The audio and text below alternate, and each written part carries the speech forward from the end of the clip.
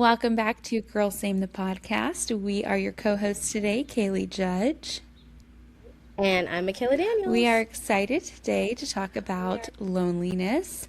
I know it seems maybe like a little bit of a daunting topic or not very exciting and fun, but we're hoping to kind of shed some light on just things that we think about loneliness, why it happens, why we can feel stuck in it even when we're surrounded by people. Loneliness isn't always just a byproduct of being in a new place, not knowing people. Oftentimes, we can even feel extreme loneliness when we're surrounded by people. We have full social calendars and you have roommates and you still feel lonely and things like that. So, we want to talk about the root cause, what we can do with that feeling of loneliness to maybe help mitigate it and help relieve some of the pain that it can cause, which is totally real. And I know Makayla and I have both had seasons where we felt lonely. We even have, or at least for me, I guess, I've had weeks where I'm like, I feel kind of lonely this week. It might not, encapsulate my whole experience, but we can even just have moments of it. It doesn't have to be something that you feel chronically in to be able to relate to what we're going to talk about today.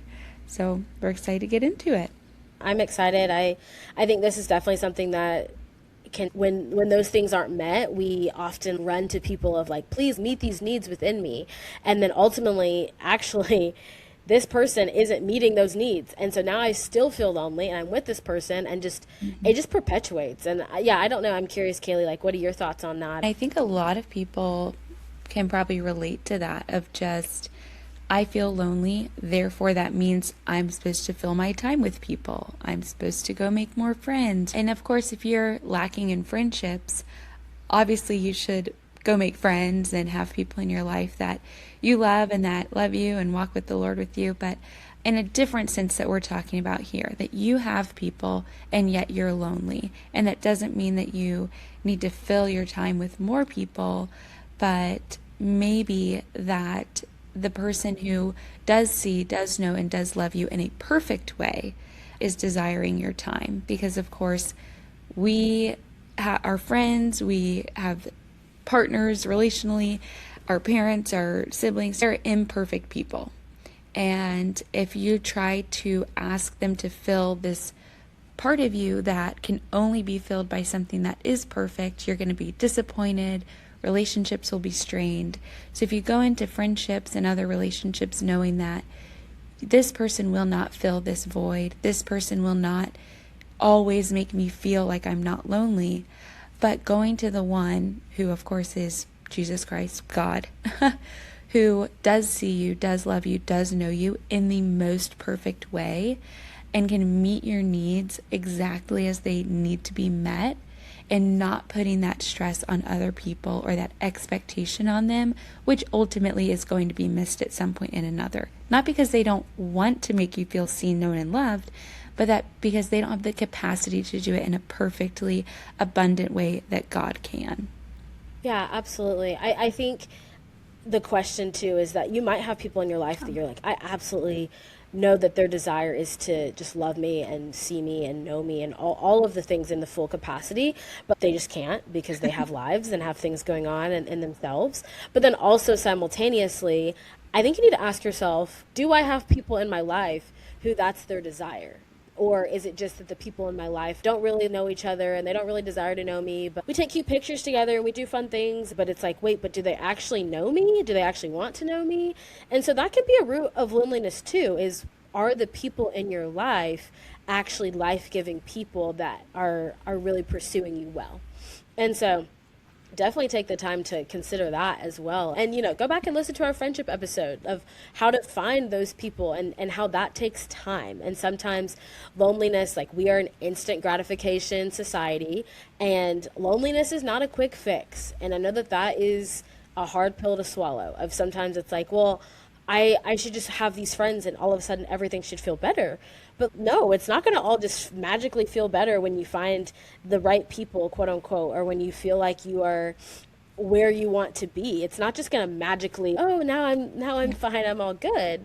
Actually, there's deep rooted things that have to be worked out and worked through, that can really genuinely, those needs can only be met by the Father as well. And so, Yeah, I yeah. think that's a good point. You might be surrounded by great people, you still feel lonely because you're disconnected. It's not that you don't want to show up, it's that you can't almost. You're desiring to do this. You want to show up, you want to be present and enjoy your quality time with your people, but something in you is prohibiting that. And oftentimes, this is because we've not dealt with our own emotions. We've not processed what needs to be processed, and it's hard for us to show up as our genuine, authentic selves when we are internally dealing with, I don't want to say a mess, but honestly, it might be sometimes a mess. And that doesn't mean you need to hide away and deal with your mess before being with people that you love, but tell them. If you feel the strength to tell them, tell them. Just say, "Hey, I know I might be a little spaced out or kind of all over the place, not responding, and when we do hang out, I seem kind of distant and like I scheduled the hangout, but I don't even want to be there." Just tell them, I do want to be here. This time matters to me, but I'm internally working on myself and emotionally just feeling a little bit unavailable to connect super well right now. So if you can be praying for me, if you could encourage me, that would be great. So don't pull away from people to heal, invite them in that, but just let them know, because sometimes you want to connect and you want to be there and your mind is elsewhere. And it's okay to tell them and not make them fix it, but just to let them know. No, that's so good and such a great point. And also, I want to challenge you for those of you who might, and this is very much me and has been my story and all the things. So please don't hear judgment, but just hear like me too in this statement. But I want to challenge you that if you are the type of person that can't be alone, that you are like, man, I don't even want to go to the grocery store alone. I hardly want to brush my teeth alone. I don't want to do any of it alone. I really challenge you, friend, of take the time to sit and wonder why, and to sit and question and say, hey, what's going on inside of myself that if I were alone, I don't want to deal with fill in the blank thing. And that's why I have to be with people. Or if you're the type of person, even this goes as far as I always have noise. There's always, or music or something, TV, there's always something or another on all of the time. Just like asking yourself and being like, wait a minute, am I disconnected from me? Am I disconnected from this, my person and what's going on inside of me, so much so that I'm constantly running to other people? But then what ends up happening is I don't want to be alone, but then I go to those other people to seek affirmation and validation, and then I still feel alone. And so it's this big cycle, and you're just on a hamster wheel. And in the name of Jesus, friend, please be free from that, genuinely, because he wants freedom for you in that of, yes, we were created for people. We know that. God made everything, and Adam, and he was like, this is great. All of this is good. But then he was like, no, it's actually not good that this man's alone. So then he created Eve. We are created for community. We are created for people, and that's beautiful. But also, ultimately, we are created for God. And so that's just my challenge to you of sit with yourself and ask and wonder and ask the hard questions and take time to journal. And then also, when you get to a place when you feel comfortable enough, like Kaylee said, sit with your friends and be like, hey, I'm just not in a good spot. That's kind of step one. And then a step further is then once you feel like, man, I've processed and worked through some of those things, share it with your community. Because I guarantee you, they will turn to you and be like, oh my gosh, I'm struggling with that too. Or I have struggled with that. Or how can we come alongside of you and love you through this? And then that is the epitome of being able to be like, oh, I'm not alone because I have these people that know the things going on with me. They know the deep things that are actually stirring and all the ways that my mind is spiraling and just twirl crazy. Yeah. Another thing that I think can kind of prohibit us from connecting is our own insecurities, comparing ourselves to others, and feeling just like you're stuck in your own head, thinking, oh, I'm not going to fit in if I'm my true self here. And or I don't want to say what I think because they might judge me or something. And first of all, if you're feeling that with your friends, definitely do what Makayla said earlier, evaluate those friends and make sure it's not just your own insecurities that are causing it and not that they are mean people. We don't want that. If you have those thoughts from a genuine place of it's happened before and they're not kind, maybe get different friends. But if it's just because of your own thoughts about yourself and your worth, that can really be hard too, because you are not going to be known if you're showing up as someone that isn't you. And if you're pretending to be someone to appease the people around you, how can you be known if who you're pretending to be is not even real? So, reevaluating that.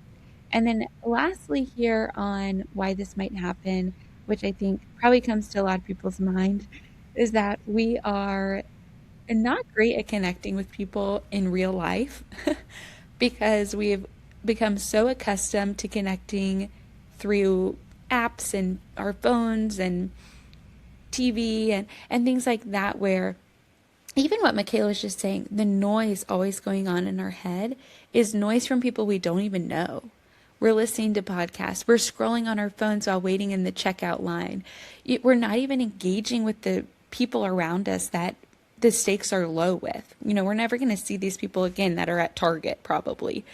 And you won't even say hi to them. You won't even compliment their clothes or something out of fear or that you feel awkward connecting. And so how much more difficult will that be to open up and be vulnerable about your struggles with people that you care about? Like I think the baby steps are so real when it comes to connection, like Makayla was saying. Be comfortable doing things alone. Be comfortable talking to a random person at a store. Put your phone down, leave it in the car. Doing those little things will help you kind of get out of your comfort zone almost to be able to connect, to be able to have those relationships that you want where you do feel known, you do feel seen, you feel like you can show up as your authentic self and be loved because of it. So, yeah. No, I think that's so good. I think that it is so easy to forget that there is a whole world around us when there's a world in our fingertips. Like literally, we have access to so much. And so then in that, it's like, man, I don't even know. I don't even know what it looks like to actually engage with people.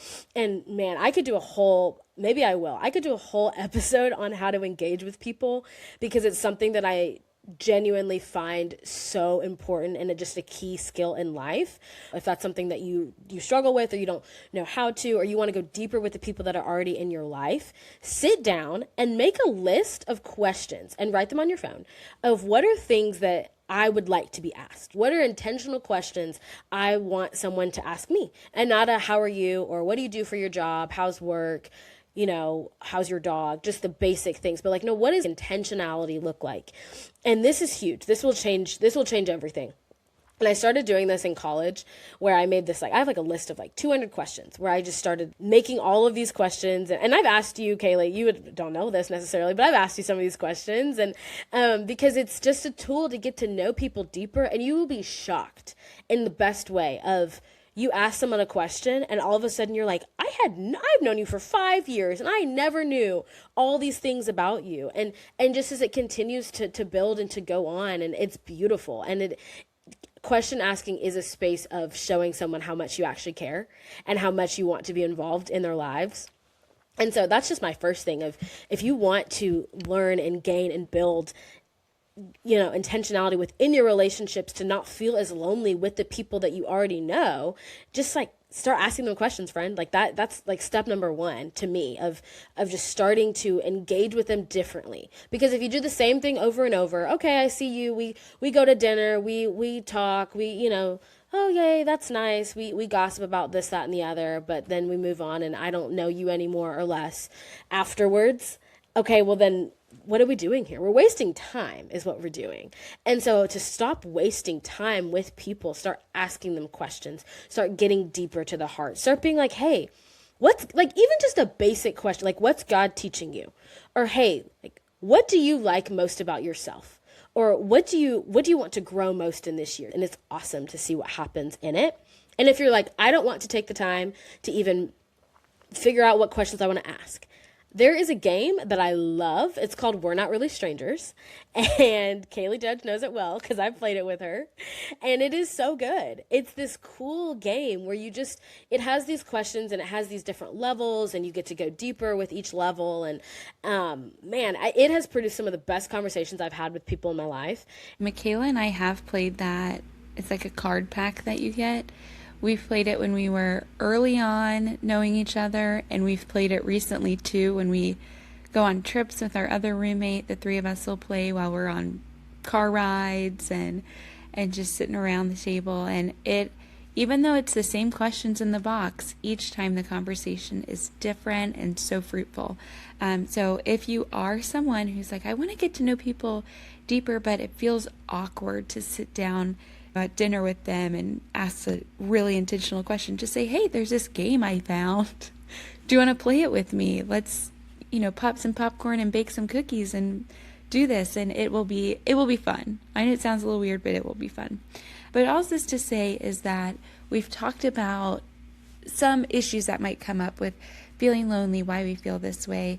And of course, friendships are super, super important. But as we talked about kind of very at the beginning, people aren't going to fill that part of you if your friendships are fruitful, if you're having great conversations, if you're known in them. Being known by God is still really important. And so it's important that when we feel lonely, yes, let our people know, but also it could be a signal that the Lord is asking you to come back. The Lord is asking you to talk to him and meet with him and to sit with him, because maybe it's been a while since you've done that. Or maybe you've been hiding away, thinking you're hiding successfully away this part of you, and you've been kind of shy with God. And he's like, hey, knocking at the door, and it's boiling up as this sensation of loneliness, but really it's God inviting you to open up to him and press in and lean in and just be vulnerable with him more, so that way he can walk through life with you in a way that's more fulfilling than just, surface level relationship with him, but in a way where you feel God does know you, whether you think he does or not. God knows you, but oftentimes I feel like on our end, we might not feel known unless we've shared everything. And it's important practice to share with God, because it lets us kind of, I don't want to say vent, but talk with him about it. See if he replies, see what he does, see if he moves in that area, whatever it is.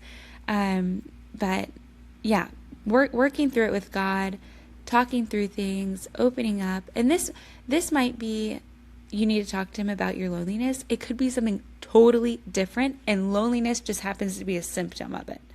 So I don't want you to get in a small box thinking when we're talking about being known by God and opening up to him. We mean any facet of any area, your past, your present, your future, your hopes, your dreams, your thoughts, all of it. He wants to hear about it, and he's just waiting for you to pick up the line and talk to him. No, that's so sweet. And just such a good reminder. I used to be under this impression and understanding that God only wanted to hear about the big things. And so I would really pray these big, and especially growing up in church, I would pray these big prayers of Lord Jesus, come and, save the nations and all these things, which are valid. I say this all the time when I'm talking about, I have the distinct privilege to be able to mentor and love eighth grade girls. And when I first started, they would just, be like, okay, girls, what do you want to pray about? And it would be the craziest, oh, I want to pray for my hamster's niece. Just things that I was like, oh, wow.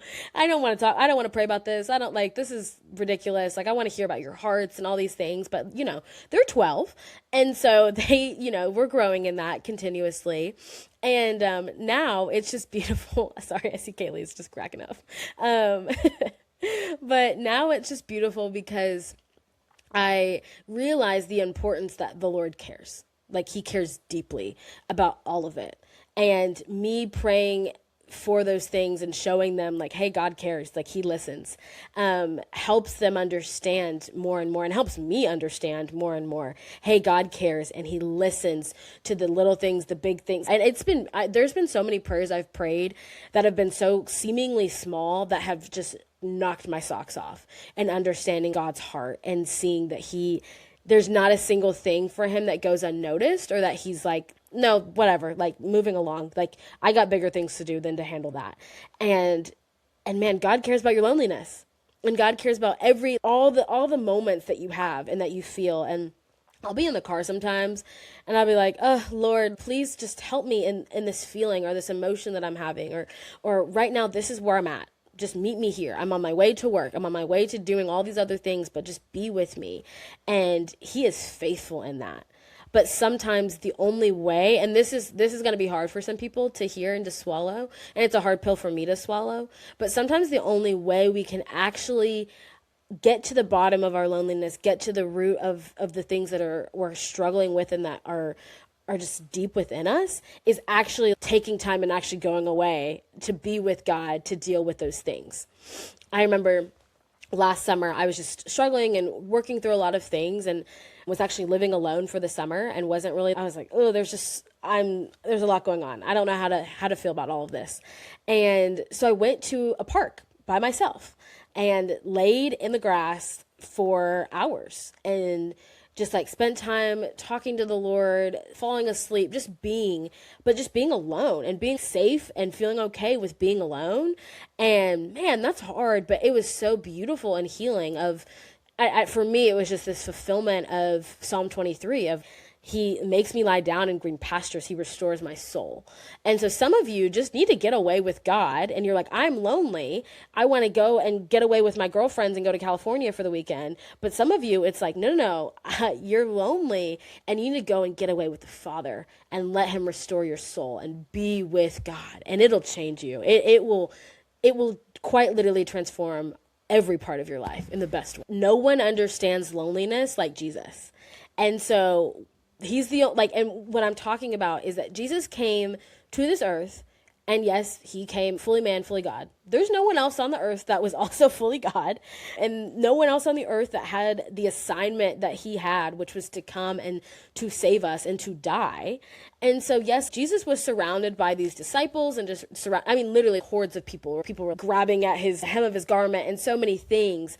But yet, man, I know that Jesus had so many moments where he was just lonely, where he was like, is there anyone else who gets me? And the answer was no. And so what did Jesus do? It's so beautiful. And in the Gospels, time and time again, the disciples would be hanging out and they'd be like, where's Jesus? And he'd be gone. He would just go off and spend time with the Father. Because, man, at our root, at our core, there is no one on this earth. I don't care if you're married. I don't care. Like, there's no one on this earth that can understand you, that can get you, that can relate to you in the ways that Jesus can. And as much as I know and love Kaylee Judge, I can never know and love her fully in the way that Jesus can. And so that's just the beautiful reality too, is that we get to run to Jesus, who has experienced the very things that we also struggle with. And so just remember that. And I don't know, that's just for me, game changer. So in closing here, this is just an encouragement to use our loneliness as a reminder that God wants to hear from us. He wants to be involved in our life in an active participant way, not as a side character that we hang out with occasionally, but very much involved with us in all the aspects, from the cousin's hamster to the biggest trauma that we've ever experienced. He wants it, and he is happy to take it off your hands. And I think too, not to have loneliness be a sign that we need to be busier, that we need to escape the feeling, and that we need to fix the feeling, but that's a feeling that we have. Don't use it as a reason to hide. I'm encouraging you because I feel like loneliness sometimes can feel so debilitating, and it can be, but to not use it as something that needs to tear you down more than it already is. Put the evil in its place and say, you sit here, God's got it covered. And you obey the name of Jesus Christ because he's victorious. So. Yes, ma'am. Mm-hmm. Yeah. Our closing verse for the day is Psalm 139, verses 1 through 4, which says, you searched me, Lord, and you know me. You know when I sit and when I rise. You perceive my thoughts from afar. You discern my going out and my laying down. You are familiar with all my ways. Before a word is on my tongue, you, Lord, know it completely.